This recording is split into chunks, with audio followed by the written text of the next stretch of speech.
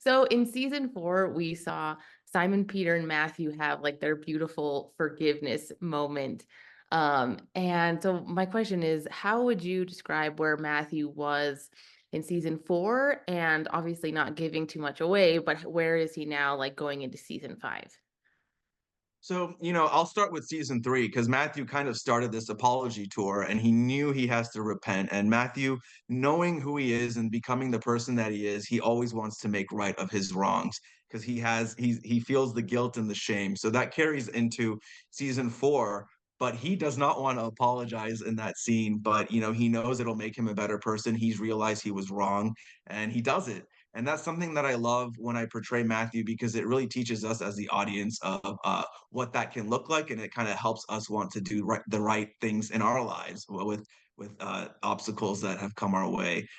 So you see Matthew continuing to grow in season four, as you've seen, and in season five, it kind of continues.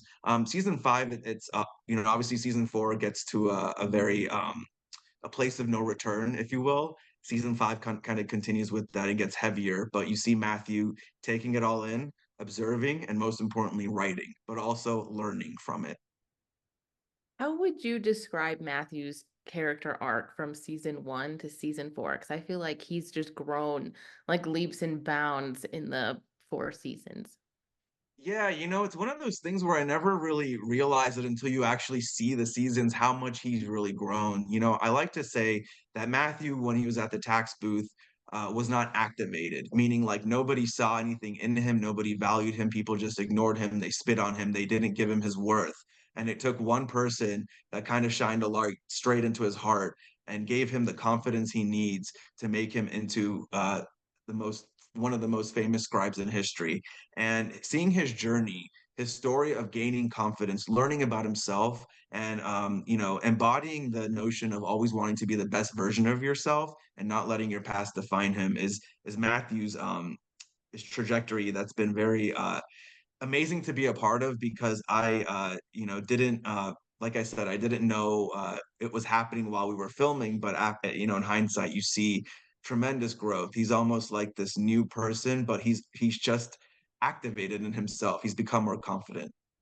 Yeah, definitely. I love seeing it because it's pretty obvious for us watching the show.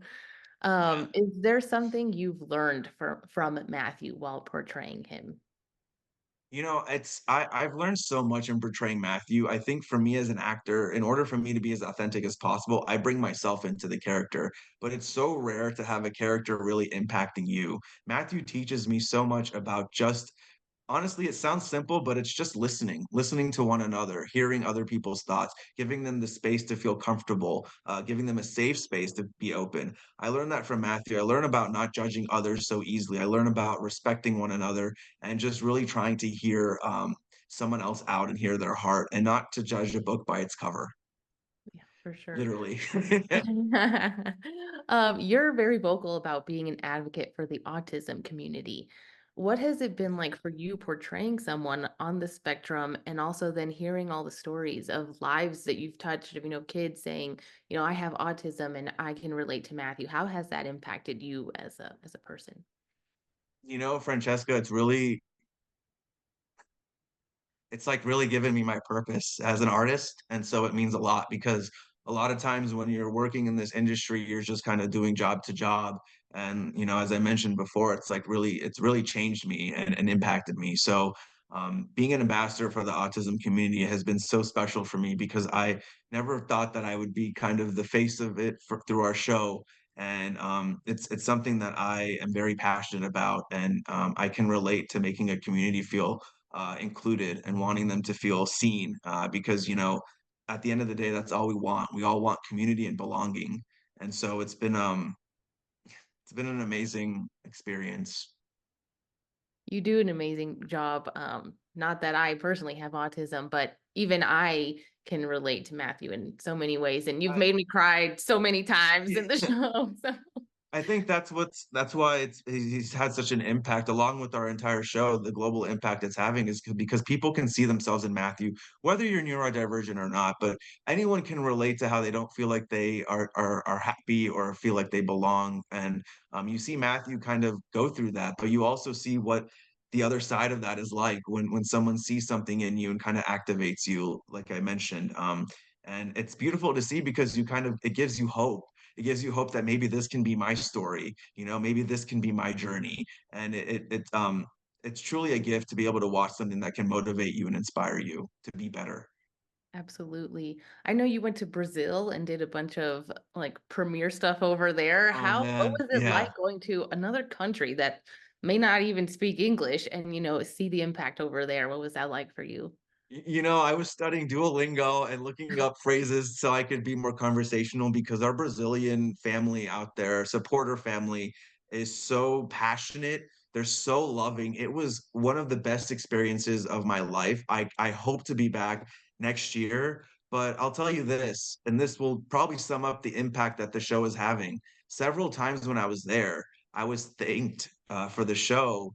They said, "Thank you for letting us know what this is." We didn't know the word is autistic for this behavior.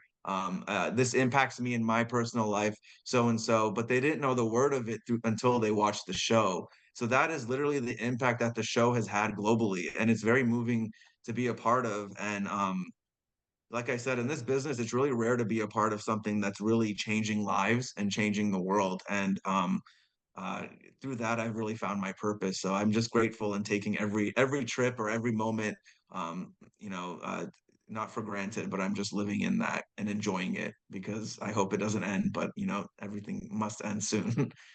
Yeah, why? That's crazy. I had no idea that they didn't even Yeah, have I was a blown word for away that. by that. I didn't even realize that there's no actual term, or they didn't know the term for it, but now they know, and now they're able to research and find out how to better communicate with a loved one that is neurodivergent.